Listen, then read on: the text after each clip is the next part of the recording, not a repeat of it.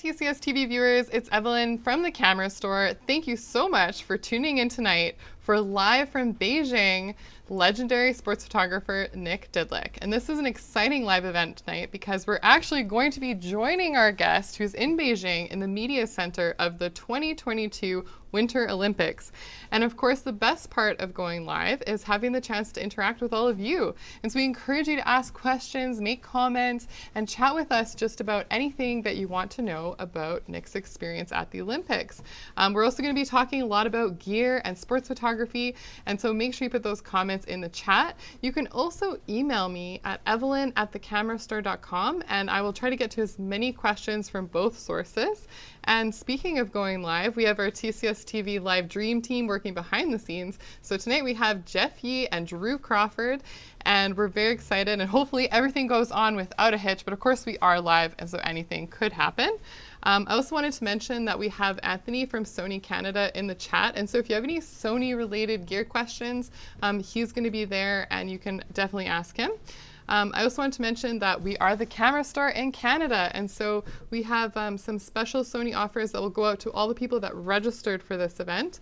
But if you didn't register and you want to get in on it, you're in Canada, you can email me.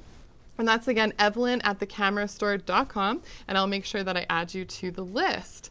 And so before we have our guests join us, I just want to mention that Nick Didlick is a fellow Canadian. He's based in Vancouver, and he's an editorial and sports photographer, and he's covered everything. And I'm talking about everything you can think of, from royal tours, Olympics, Super Bowls, super power summits, and more. And he also became the photo chief of the Vancouver 2010 Olympics, and was responsible for every aspect of photography at the Games, and 700 press photographers attending the event.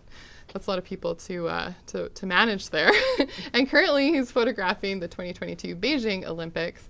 And he is also doing that with the Sony Alpha 1. And so we're going to chat about all of that here tonight. And so I want to welcome Nick. Thank you so much for joining us live. Thank you. How's the weather in Calgary? You know, it's actually not too bad. I think it's probably about the same. We just dump of snow, and yeah, it's not too bad. How about in Beijing? It's turning colder this weekend. We've had 3 snows since the Olympics began, and it hasn't been too bad. The snow hasn't affected really the coverage of anything else. It's been more about the high winds. And as you mentioned, I am in the MMC, which is the main media center, but I'm actually in the main press center, which means that the broadcasters have an IBC, we have an MPC. And behind me, you'll see the Photo Services Center from Sony, Canon, and Nikon. They all have booths here, and I'm just getting my camera serviced while we talk. Getting the sensor cleaned and everything, right. And then you'll be ready to go. So Nick, why don't you tell us a little bit of your history in photographing Olympics? I know it's been a long time. You have a lot of history under your belt, but maybe you could just give us a quick overview. I want to follow it with technology, because I get a feeling that people always love to talk about technology and cameras. So my first Olympics, I've covered 15. I've been at 15 Olympics, both on the photography side and the organizing side. So I have as you mentioned, Vancouver 2010, I have a very unique perspective and way of covering the games. My first one was in 1984, and then it was Sarajevo, Yugoslavia. It's no longer Yugoslavia, and we shot film. And we shot film, we put it in a little envelope, we gave it to a runner who ran it to a bike, who then drove it to the press center, who then developed the film, who then made a print, and then wrapped it on a drum. And so, the deadlines were, probably an hour and a half after you physically took that picture, depending on what venue you were at. So technology marched along, and I did a bunch more Olympics. They were a lot of fun. And I ended up in Atlanta in 1996 with a digital camera, the NC2000. And I covered the whole Olympics on a 1.3 megapixel digital camera, and used a laptop and a telephone line using CompuServe, which some people may remember, and transmitted live to the networks from those games. And then a bunch more Olympics happened. In fact, this is I was here in 2008 at the Beijing Summer Games. This is the first time that a city has hosted the Summer Games and the Winter Games, which is quite interesting. And then 2022, I'm using the Beast, I like to call it. It's the Alpha 1 that shoots 50 frames a second. it's, sorry, 30 frames a second at 50 megapixels. It's been long days. I got in at 1 o'clock this morning to cover these Firmware games. update or something? Yeah, I need a firmware update right here. Because after 10 days of covering Olympics, and you're getting maybe on average 6 hours of sleep, things get a little fuzzy. So in 2022, I'm here back again covering the Winter Olympics. And Winter Olympics are probably the toughest of all sports events to cover because it's cold, it's slippery, it's hard on cameras, it's hard on photographers. One photographer slipped the other day at the Alpine venue and took 14 stitches to the head. I've seen cameras broken in half just from somebody slipping. So they're always, I describe the Winter Olympics as the hardest of all sporting events to cover because it goes on for so long in such weird conditions. I want to talk to you a little bit about your photographic strategy when you're photographing the Olympics, because I mean, there's obviously a lot of competition for getting some of these images. It's an international event. There's lots happening. How do you go into it, and what's your mindset when you're shooting? I always have a plan. I always like to, I like people to think that, oh, he's the nice Canadian, and wander around the press center and, talk to people. But really, people described me yesterday as the shark in the pool, that I just sort of swim around, all of a sudden, I've got what I want. So I always have a strategy. And the strategy depends on the story, what position I get, and a whole bunch of other variables going into it. But I always go in with a strategy to get, 2 or 3 key pictures from an event. So, the gold medal round of the women's ice hockey yesterday or the day before, I went in the idea that the Canadian goalie was the star of the game. It's the star of the whole series. And so really what I wanted from that whole game was a great picture of her and the medal. But it also couldn't be fake, like the sort of biting moment and the rest of that stuff. And so, I go in with a strategy. I go in with 2 or 3 on my hit list, and then I keep my eyes open to watch for other things happening.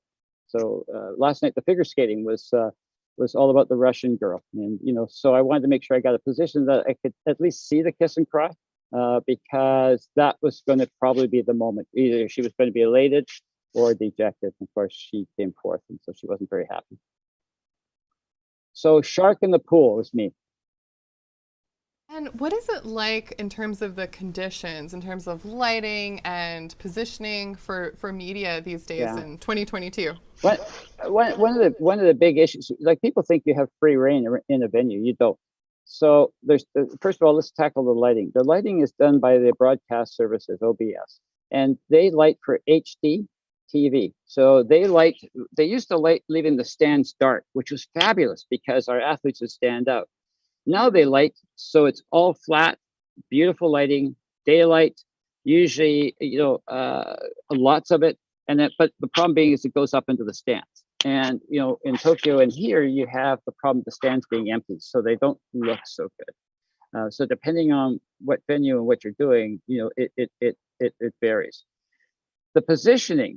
So there is an International Olympic press photography pool. It's AP, it's Reuters, it's the rest of them. And at a venue, they'll take up about 30 spots total.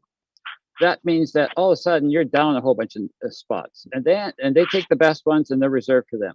Then the rest of us unwashed, at some events, we actually have to apply to get into the bib draw.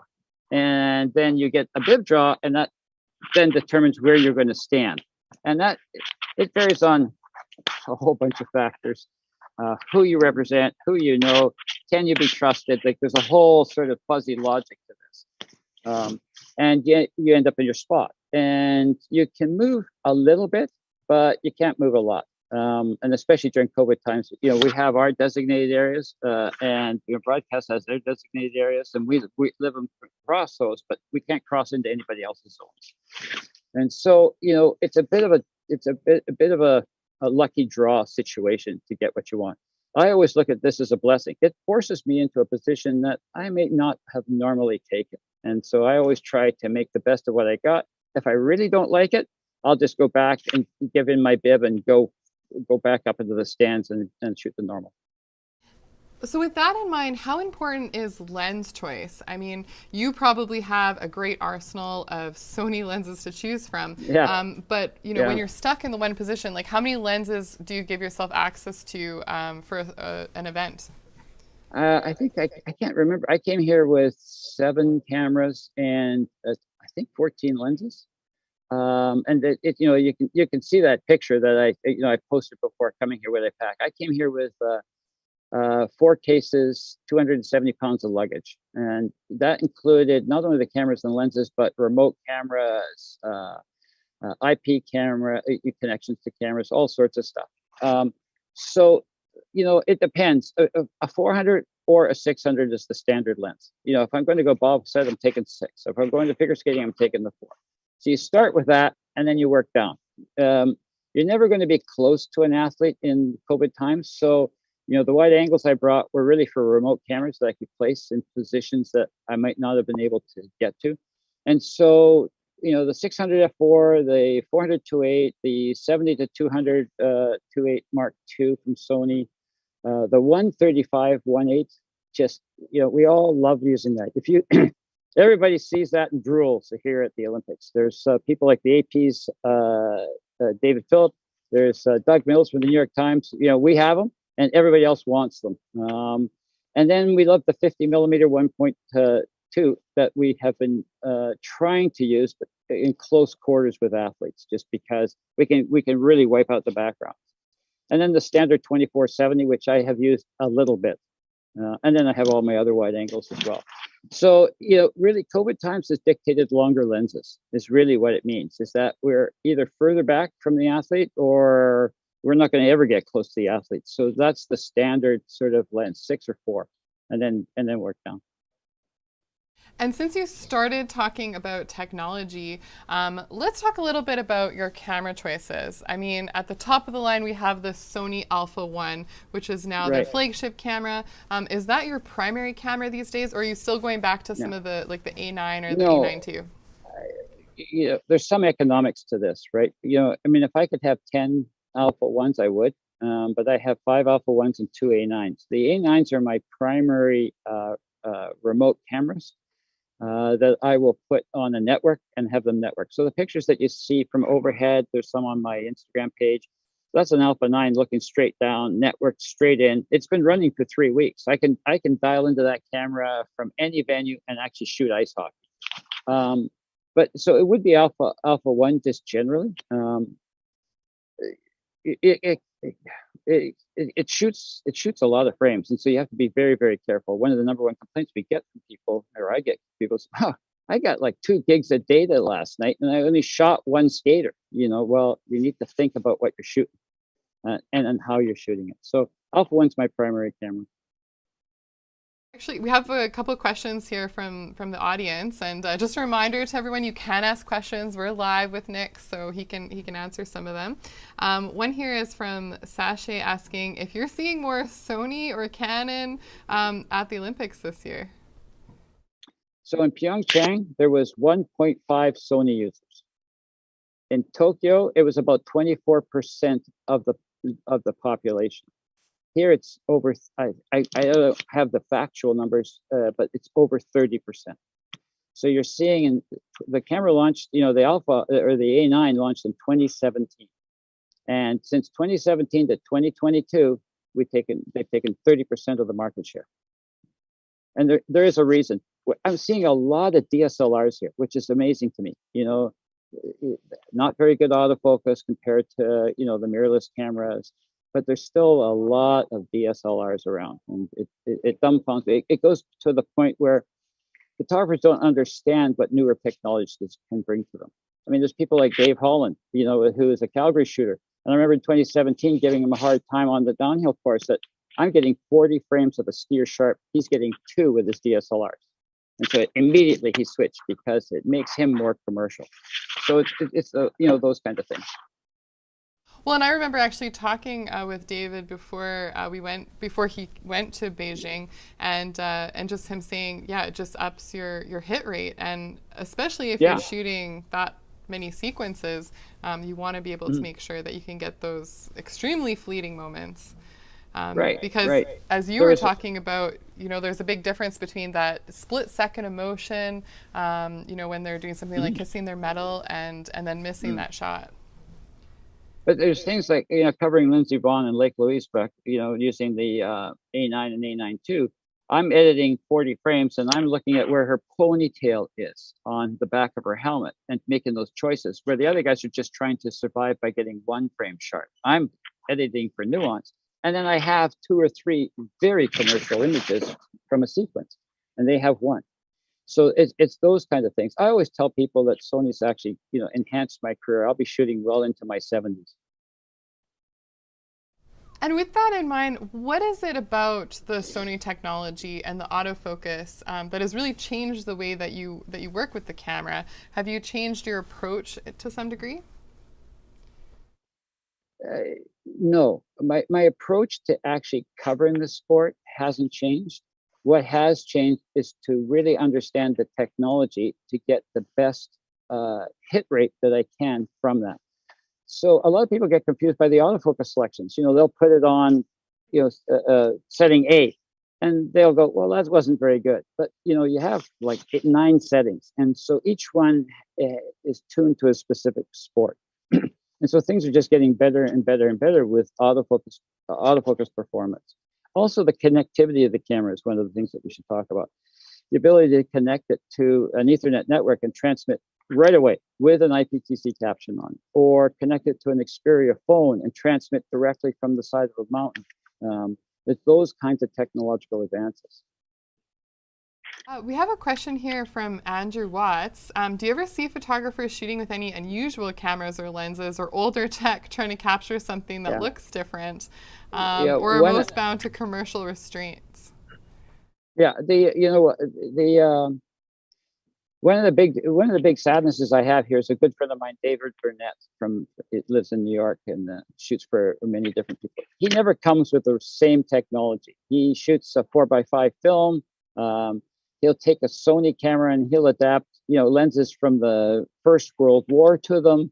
He does all sorts of different things. And if you search David Burnett, you'll see some unbelievable things that he's done with all sorts of cameras. Him and I have been chatting from here. And that, he's really missing actually covering this Olympics, but he'll be back for the next one. But look for David Burnett out in New York. Another question here from Steve Shannon. Can you elaborate on how you remote cameras for your network work? Mm-hmm. Yeah. So Steve, it's an extremely complicated question. It's one of the things I usually come to the Olympics 2 to 3 weeks ahead of time to help one of the major agencies with their networking and Sony cameras and the rest of that stuff. There's different ways of doing this. I mean, you can just use a Pocket Wizard, trip a camera that's on the network, that'll FTP to your FTP server. But to really take full control we use a piece of software called Remote Camera Tool from Sony. So I can actually log into my camera at the ice hockey venue and change the white balance, the shutter speed. I can do all sorts of kinds of things, and then trigger it from here at the main press center. So there's a million different ways of doing it. One of the things I would suggest is that you hard IP your cameras so that you can always find that camera. So give it a static IP across your own network and have it work that way. We have another good question, I think, from Carlos here, wondering about what you're delivering. Are you shooting RAW plus JPEG or just JPEG? And if it is just JPEG, how do you color match between the different cameras? He's saying that he feels that they have different color science and different creative styles. I always love this question because I actually taught color management, and people just don't understand color management. And sports photographers are some of the worst in the world. I mean, we're working on laptops here, and they think, oh, it looks like that on my laptop, and they transmit it, and their photo editor calls them back and says it's really yellow, and they have no idea why. It looks fine here, and the color science part of it is also a bit of a laugh for me, because people will take a Sony camera, for instance, and say it's got really bad color science, but they're opening it up in Photoshop and editing it in Photoshop, which means that you're not using Sony color science, you're using Adobe's color science. There's only one way to do this. Just calibrate your monitors throughout your chain. You or me being the photographer, I should have a calibrated monitor as much as I can. And you, being the receiver, should have a color matched monitor as much as you can. And then know who you're delivering to. If I'm delivering to the web and social, it's going to be an sRGB profile. If I'm delivering to a newspaper or to a magazine or other print client, it's going to be in an Adobe profile. And yes, it's all going to be JPEG just because of where I am and what I have to transmit to, how much bandwidth I have, what my deadline is going to be. If I had more bandwidth, I would give 8-bit TIFF files with an Adobe profile for those in print. And then the delivery service comes up, like FTP services. I could use cloud services. I could use Dropbox. I could use WeTransfer. There's all sorts of different ways to actually move the picture from Beijing to there. And a lot depends on how fast I need to deliver it. Yeah, well, let's circle back a little bit to some of the actual gear and technology that you're using. We touched very briefly on the lenses from Sony, and of course, we hear so many of our customers talking about like how lightweight they are and how that's the story with them. But can you talk a little bit more about what has changed in terms of the lens technology to accompany the camera tech? Well, you look at, a 600 f4 that I used to carry was about 17 pounds, just the lens. And now the 600 f4 I carry is around 8 pounds. So almost or less than half of that. They were about half the weight. Right there, that saves so much weight that I have to carry daily to a venue. And then you look at the cameras and the batteries, they're smaller, lighter, faster. And so I'm gaining a lot by working with a company that's smaller, lighter, faster. I can carry more cameras. I can carry more lenses. That's what it generally means. So on an alpine ski course, when you're skiing down an icy course, you have to be very mindful of how much weight you have on your back. And I'm able to carry more technology than I have in the past, just because of the way that Sony's built smaller, lighter, faster. Question here from the audience. What is your favorite focusing mode that you use on your Alpha 1 to capture images? How do you set your camera up? I'll try to tell you, keep this simple. If you have nothing in your background, but somebody's going to come into that background and leave that background as a single, wide area autofocus is like magic. It will pick up a skier before the skier is actually in the frame, in the full frame. So a skier's coming over blind, you can't see that skier. As soon as her head pops up, you start taking pictures. By the time she's up here, it's autofocus, and you've taken your first picture. And then for 50 or 60 frames as they come down. So wide area focus is generally what I go to, but it gets confused. It doesn't know what you want to focus on. It'll focus on something that moves. So then I go down to autofocus tracking, all the way to the bottom of the menu, across the tracking, and then decide how big of a spot do I want, right? Do I want, autofocus tracking large, medium, or small? And one of the things that we keep pushing Sony to is to have even a smaller autofocus. So there was a picture on my Instagram page the other day of a Japanese skater crying, and you can see the teardrop dropping from her face. It had a hard time picking her eye because there's another eye there. And when you're looking at a target this large, and you want it to be this large. So they continue to look at autofocus. They talk to me and they talk to a lot of other professionals about the kind of autofocus zones.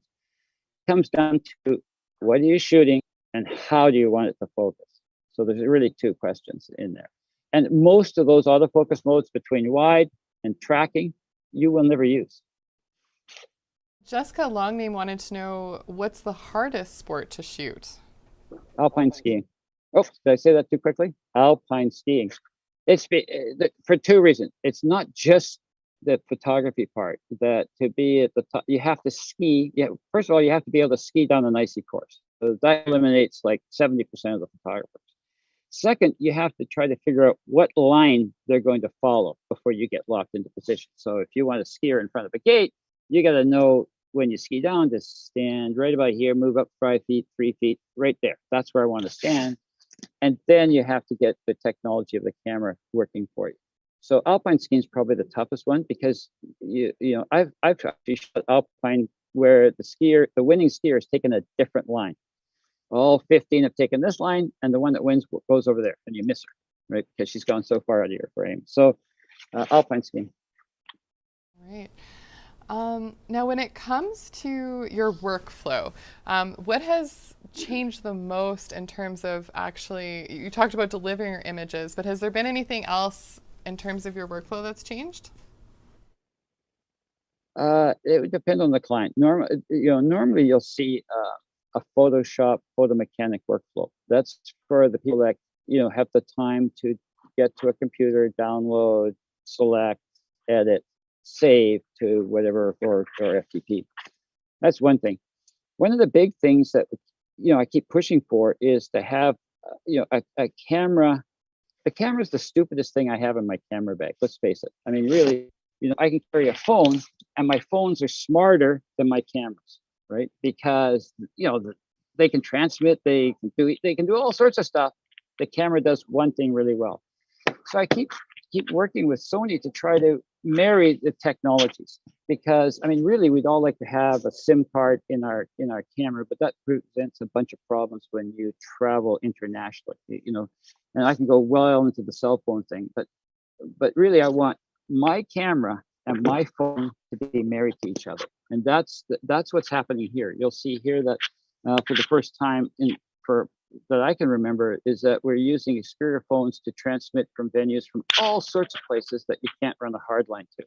And so I would like that when I pick up my camera and turn it on, it goes, "Oh, there's your phone. Do you want me to connect to it?" And then start working right away, right through my phone. That's where we're headed. That's what I'd really like to see. All right. One more question here from the audience is, what is your favorite venue or event that you've ever shot at? Can you answer that? Oh, wow. Yeah, my favorite venue. I'm going to say home. Home. Home. Home. No. Michael Like home Bublé's song, Canada or Home. home Vancouver? Home. Driveway home. No. I don't know. I've shot a lot of events that my favorite event, it's hard to say. It would probably be alpine skiing because of the challenges around that in the venue. You're outdoors. It's kind of cool. I mean, you're really, really lucky there to have, the men's and women's alpine skiing there for 2 weeks. Never see anybody from Calgary out there, right? It's like it doesn't exist. If it's not about the flames, it doesn't exist. And so alpine skiing is probably one of the things that I look forward to the most. And what's really funny is I talk to a lot of photographers from around the world who have covered Lake Louise, and they call it their favorite event ever because of the location, the skiing, the challenges of it. Interesting. So if there's any local Calgary photographers that are watching tonight, there might be some opportunities there just in your backyard that you didn't realize. Yeah. It's funny because even some of the newspapers don't come out and cover it anymore. It's great. Don't come crowded out because it's really easy for me now. There you go. Well, another question that I wanted to ask you about, Nick, is what to you is the most important things to photograph when you're shooting a sport events? What are you looking for in your storytelling? Well, I'm looking here at this Olympics. I'm looking for different pictures. I'm looking for things that other people don't photograph, wouldn't photograph, or don't care about. A bunch of years ago, I lectured on magic moments, and that's the kind of things I'm looking for. The pictures that aren't seen. Some of my colleagues are really, really good at it, like AFP. If you follow AFP photos or search AFP for Olympics, you'll see some amazing ones. Some of my friends from Getty and AP as well have these really great moments.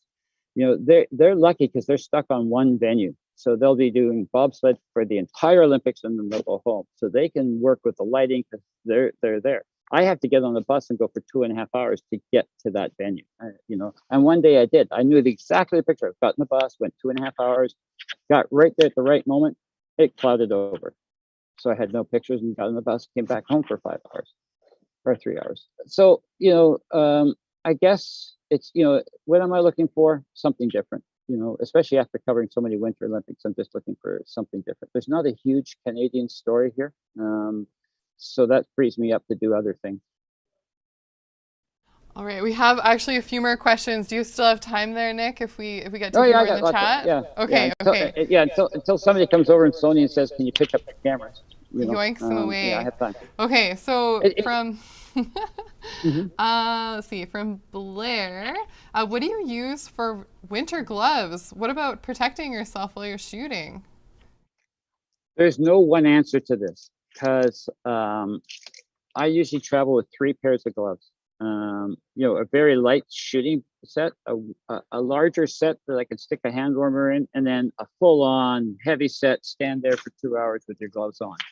So there's not one answer. I have electric gloves, I have hand warmer gloves, I've had, all the different kinds of gloves that you can have. And I think it comes down to, what are your hands like?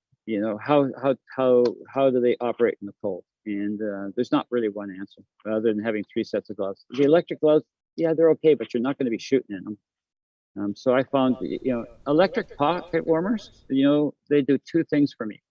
I have a USB hand warmer. I have 2 of them. And not only do they turn on in heat, but I can actually plug in a USB and plug it into my camera or my phone and actually charge my phone at the same time. So those are the kinds of devices I like. Since we're on the topic, I have one from the emails from Tina asking, how do you keep your camera lens from fogging up when you're shooting in cold weather? Cold weather is not a problem when you're out. So what happens is that if you're out shooting, that's not a problem. It's when you come indoors that you have the problem, because all of a sudden that cold glass gets hit by warm air and everything starts to fog up. I'll take Lake Louise as an example because it's probably the best one. Is that when I come in, when I finish shooting, I pack my gear in my backpack. I put my memory cards in my pocket. I go into the press center. I don't take anything out of my camera bag for at least an hour while it warms up, because then all the condensation comes around on the bag and not on the glass generally. And so that's how I cover it. In Vancouver, it rains a little bit. We have a little bit of a different problem there because it hits the glass and the elements and things like that. And then I would just clean it with a cleaning cloth. Then we have a question here from Chris Large. I don't know, do you know Chris from Calgary? Yep. Yeah, and he's wondering about, in terms of workflow, are you transmitting from the camera or your laptop? I think you briefly touched on it before, but maybe you can elaborate. Right. So number one here, I'm transmitting from my laptop because we have time. There's different time zones that I'm working in. There has been some that I've actually had to transmit live from the hill. And one of the things that I can actually load a full IPTC metadata preset into it. So I could say I'm covering women's long jump or whatever and load that into the camera. So when I transmit from the camera, the client already has all that information, built right in there. So the workflow varies. It just depends on where I am, what I'm doing, how long of a bus ride. There's too many variables to describe one thing. But the future is, a network attached camera, and how I, and being able to transmit that. The networks here, the AP Reuters, the big agencies here, they have all their photographers connected to the cameras by Ethernet, and when they shoot a picture, within a second or two, their editor has it. They're making decisions, they're prepping them, and then sending them right to the network. So when you start to look at, what I have to compete with, I have to do the same thing depending on the client, depending on what's needed. Neil McEmmon wants to know, and hi Nick, if Nick hanging out, if you ever take any time while you're doing all this international travel to shoot anything for yourself. You ever shoot things like architecture or just some non-work photos in general? Yeah, fly fishing. Yeah. I always describe myself as a professional fly fisherman and an amateur photographer. I go out, I've fly fished all around the world. So if I'm going to take time out, it's going to be to fly fish. I do love wandering the streets and doing street photographies. Here we're in a bubble. So we're in the COVID bubble. We flew in, got tested, we had to stay in our hotel, we got negative, then we're in the bubble, which means I can go to my hotel, to the main press center, to like the ice hockey venue, then back to the main press center, then back to my hotel. Can't go out, can't wander anywhere. And I just did a blog on my post about living in the bubble, because it's one of the frustrating things here is that Beijing's a wonderful city. It's got amazing culture. I've been here 5 times. I've been in China 5 times. I've been here 3 times. I've had fantastic times at restaurants. Here we're stuck to hotel food for 40 days. It's not fair. So yes, I do like getting out. I do street photography when I love to wander around the streets and markets. And then when I'm in different areas that, I'll take my fly rod and spend a couple of days. Jessica here wants to know, how much editing are you doing to your photographs, if any, when you're shooting Olympics? So most, our credentials allow us to use stuff for editorial purposes only. And so my editorial clients have strict, rules of engagement, and it's the same thing: crop, tone, color balance, a couple of, dodge and burn, and then that's it. And then off she goes. So not much, in the way of things. Noise reduction sometimes, if it's needed. Sharpening depending on the camera, the lens, the contrast that's in the frame. But that's about it. Minimal.